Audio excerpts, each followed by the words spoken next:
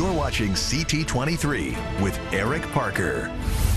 Welcome back this morning. In 2 weeks, the U.S. House of Representatives starts its summer break. There is plenty of work to get done before that happens, as 2nd District Congressman Joe Courtney can attest. He is joining us this morning to talk more about what's going on. Congressman, thank you very much for being here this morning. Hi, Mark. Glad to join you. I want to start with this legislation that you introduced a few months ago, the Tricare Act. If you can talk a little bit about what it does. I understand it involves benefits for military families in the event of a death, but it would change things, correct? That's right. So, I think many of your viewers know there's different components to our armed forces. There's active duty, who are the full-time service members in all the different branches of our military. And then there's the reserve forces, which is either National Guard or the actual reserves themselves. And unfortunately, even though the reserve forces are activated in many instances, they do not benefit the same way in terms of how the Army and our military health system covers certain illnesses and injuries.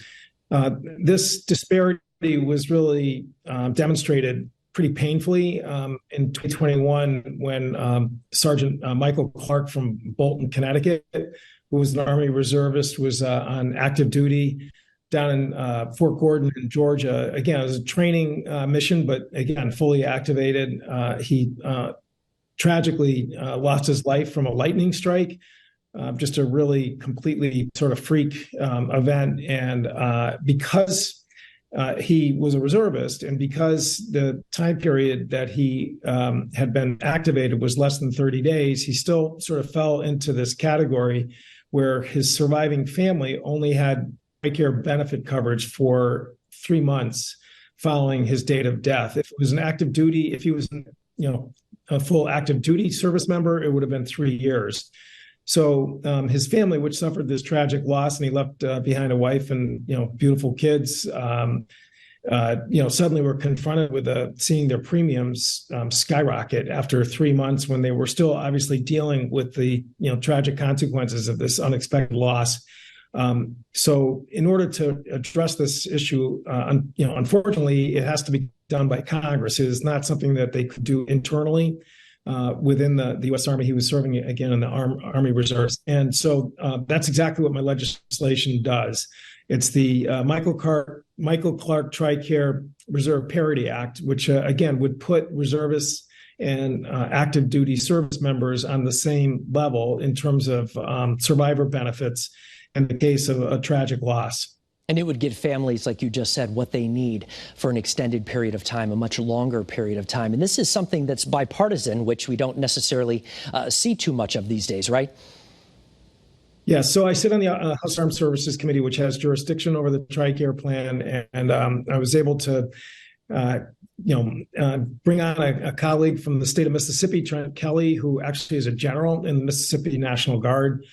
Very sensitive to these issues in terms of, benefit disparity between reservists and fully activated service members. And Trent, joined on enthusiastically. And when the measure was taken up in full markup by committee, a couple weeks, 2-3 weeks ago, really it passed unanimously. And again, having that bipartisan support is really helpful in terms of, making sure that this is, going to make it all the way through the process. The House is still considering the NDA bill, and we got to wait for the Senate, and this may take months more before we get a final bill to send to President Biden. But at this point, it's looking very promising that we're going to get this measure, which again, I think once people learned of this, like I said, disparity that exists, that people really wanted to address it. And certainly something that impacts, family members right here in our state. So it'll be interesting to see what happens with Congress. And like you just pointed out, nothing happens quickly. So we'll be watching to see what happens with it over the next few months. What is the atmosphere like right now in the House, Congressman? Obviously, things have changed quite a bit since the last election, particularly for the Democrats. What does it feel like to go to work every day? So, just like the last Congress, it's a very slender majority in the House. And, that makes the degree of difficulty in terms of passing legislation, much tougher. And we saw this with the debt ceiling bill, which really came down to the final minutes before really the economy and our full faith and credit of our currency and our paper was about to crash. But if you look at, what saved the day, it really was a coalition of sort of center left, center right members from both sides of the aisle that actually came together and got this bill that avoided that crash to President Biden's desk. To me, that is the takeaway that that's really got to be the model in a situation like this, where you've got elements in the majority caucus that really have shown really almost shocking lack of loyalty to Speaker McCarthy in terms of almost every bill that comes to the floor. The place shut down about 3 weeks ago in terms of just their refusal of the Freedom Caucus to adopt a rule, which you need to have in the House to have the flow of business continue. So it's going to be a bumpy ride. And the defense bill, which we just discussed, that also is potentially going to be a target for some amendments in demands that could really slow things down. Well, the defense... It's got to be persistent and, remember, who you're here to serve, which is the people back home, and try and stay focused on getting real results. And there's a lot playing out right now with this National Defense Act. It appears that some Republican congressmen are, kind of sticking to a few key issues right now that maybe some don't necessarily think should be the priority right now when you're trying to fund the military and this act, which has been done successfully for decades, right?